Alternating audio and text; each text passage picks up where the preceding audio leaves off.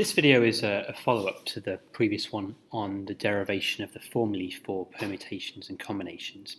So in this video we'll have a look at some examples of when we might use that, how we determine whether to use permutations or combinations, and also looking at the rules for and or statements involving that. So let's just start out by looking at some questions and just see whether it would be permutation or combination.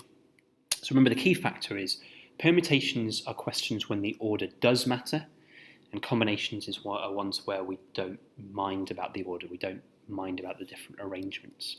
So if we take this one for example, selecting 3 students to attend a conference in London.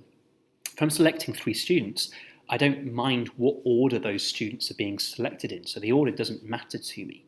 If I was selecting them, let's say, from a class of 20 or from a year group of 100, the order doesn't matter. So that would be a combination question. So I would use NCR. With this one here, selecting a lead and an understudy for a school play, again, maybe from a year group or grade level of 300 students. This time around, the order does matter to me. I want to have a lead and an understudy. So if they were switched around, that order is important to me because they have different roles to play. So that would therefore be a permutation question.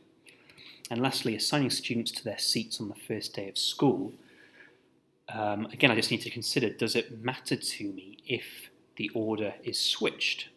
Well, if the students are in their seats, if I switch them around, then that's a fundamental different position for their seating arrangement. So that does matter to me, which would make this a permutation question.